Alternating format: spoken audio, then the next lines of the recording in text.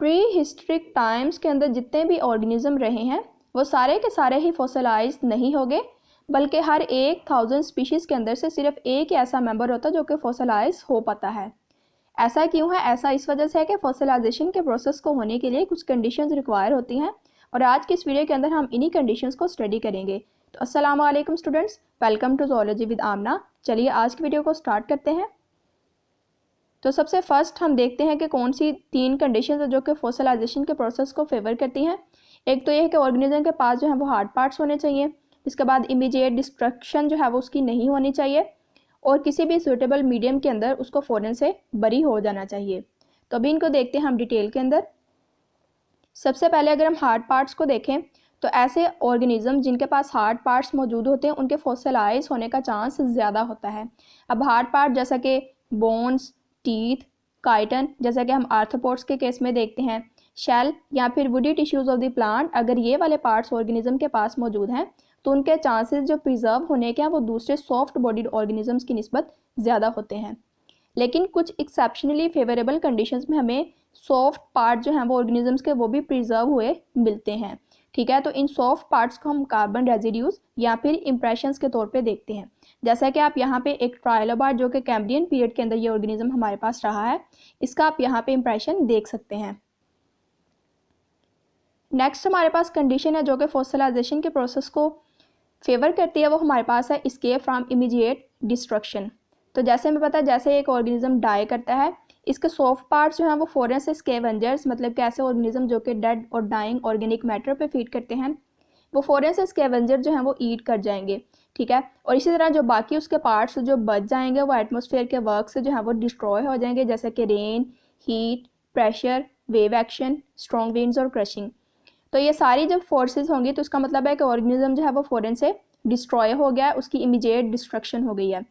तो इसका मतलब है कि फॉसिलाइज होने के लिए उसको इमीडिएट डिस्ट्रक्शन को एस्केप करना पड़ेगा, मतलब कि उसको फॉरन से किसी चीज़ के अंदर बरी हो जाना चाहिए ताकि उसका फॉसिलाइजेशन का जो प्रोसेस है वो स्टार्ट हो सके। ओके, नेक्स्ट हमारे पास कंडीशन है rapid burial in a suitable medium, यानी कि किसी भी सूटेबल मीडियम के अंदर जो ऑर्गेनिज्म है वो फॉरन से बरे हो जाए। जैसे कि हमारे पास जो मैरीन एनिमल्स हैं उनका प्रिजर्व होने का चांस ज़्यादा होता है क्योंकि वो साल्टी इन्वायरमेंट में रहते हैं, और साल्ट वाटर के अंदर जो उनका डिके रेट है वो बहुत ज़्यादा कम होता है। और दूसरी तरफ हमें पता है मैरीन एनिमल्स में हमारे पास बोनीफिशियस और शेल्ड मैरीन एनिमल्स भी आ जाते हैं। तो जब ये वाले ऑर्गेनिज्म जो हैं ये डाई करेंगे तो इनके जो हार्ड पार्ट्स हैं वो बॉटम में सेटल करेंगे, और बॉटम में सेटल करने के बाद इनके ऊपर फॉरन से सॉफ्ट सेडिमेंट जो हैं वो आ जाएंगे। तो जैसे फॉर एग्जांपल एक हमारे पास जी ये फ़िश है, ये फ़िश हमारे पास जो है वो डाई की है। ठीक है, इसकी जो बोन्स हैं वो आगे बॉटम पे जाके सेटल हो गई हैं, इसके ऊपर जो है वो सॉफ्ट सेडिमेंट्स आए हैं। जब सॉफ्ट सेडिमेंट्स इसके ऊपर आ जाएंगे तो क्या होगा कि स्कैवेंजर जो है अब इसको ईट नहीं कर सकते और ना ही इसकी ऑक्सीडेशन हो सकती है। तो क्या होगा, आहिस्ता आहिस्ता जैसे ही ऊपर मज़ीद सॉफ्ट पार्ट्स वगैरह आते जाएंगे, नीचे क्या होगा, फॉरन से फॉसिलाइजेशन का जो प्रोसेस है वो स्टार्ट हो जाएगा। अब जो ऑर्गेनिज्म हमारे पास लैंड में रहते हैं उनका जो प्रिजर्व होने का चांस है वो ऑफकोर्स काफ़ी कम होता है मैरीन एनिमल्स की निस्बत, और ज़्यादातर हमें जो टेरेस्ट्रियल एनिमल्स के फॉसिल्स है वो हमें ज़्यादातर लेक्स, स्वैम्प्स वगैरह में ही देखने को मिलते हैं। इसी तरह हमारे पास जो डेजर्ट फार्म्स हैं वो डेसिकेशन की वजह से उनके जो फॉसिल्स है वो बन सकते हैं, यानी डेसिकेशन मतलब जब इवेपोरेशन से सारे का सारा जो वाटर है वो बॉडी से निकल जाएगा तो हमें एक नेचुरल मम्मी नज़र आएगी, मतलब कि जो डेजर्ट फार्म्स हैं उनके जो है वो नेचुरल मम्मीज़ का जो प्रोसेस है वो हो जाता है फॉसिलाइजेशन के अंदर। लेकिन इसका ये मतलब नहीं कि डेजर्ट एनिमल जो हैं वो सारे के सारे ही डेसिकेशन से जो है वो फॉसिल बन जाते हैं। ओके जी, नेक्स्ट हम देखते हैं कुछ मीडियम्स के कौन कौन से मीडियम में जो है वो ऑर्गेनिज्म जो है वो बरी हो सकता है। तो अब हमें यहाँ पे एम्बर नज़र आता है। एम्बर हम बोलते हैं हार्डन्ड रेजिन को, मतलब भाई जैसे हम आज के दौर में भी देखते हैं कि कुछ जो ट्रीज़ हैं वो रेजिन सक्रीट करते हैं। ठीक है, मतलब एक तरह का गम सक्रीट करते हैं। अब जो एंशियंट ट्रीज़ थे वो भी कुछ ट्रीज़, सारे तो नहीं भी, कुछ ट्रीज़ जो थे वो रेजिन सक्रीट करते थे। अब पास्ट में क्या हुआ कि इस रेजिन के अंदर जो थे वो कोई इंसेक्ट, जैसे कि आप यहाँ पे बटरफ्लाई को देख सकते हैं कि बटरफ्लाई जो थी इस रेजिन के अंदर जो थी वो ट्रैप हुई। ठीक है, ट्रैप होने के बाद वो बाद में निकल नहीं सकी और इसके ऊपर और रेजिन आता गया, और बाद में वक्त के साथ साथ ये रेजिन तो जो वो हार्ड हो गया, और इसी हार्डन रेजिन को हम एम्बर बोलते हैं। तो एम्बर हमारे पास जो है वो प्रिजर्वेशन का बहुत ही ज़्यादा अच्छा मीडियम है, जिसमें हमें स्मॉल इंसेक्ट जैसे कि स्पाइडर्स वगैरह जो हैं वो देखने को मिलते हैं।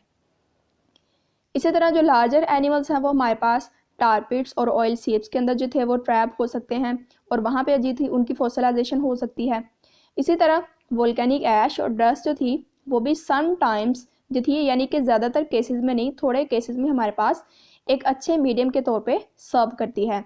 जैसा कि हमें रिनोसिरस के जो बोन्स और टीथ हैं वो हमें देखे हैं बसाल्ट के अंदर। बसाल्ट हम बोलते हैं सॉलिडिफाइड लावा को, जो कि सरफेस के ऊपर जो था वो सॉलिडिफाइड हो जाता है। तो बसाल्ट के अंदर हमने रिनो के फॉसिल्स को देखा है, बोन्स और टीथ को। इसी तरह अगर हम आइस की बात करें तो आइस या फिर फ्रोजन सॉइल, या जिसको हम पर्मा फ्रोस्ट का नाम देते हैं, पर्मा फ्रोस्ट भी एक एक्सेलेंट मीडियम है फॉसिलाइजेशन के लिए।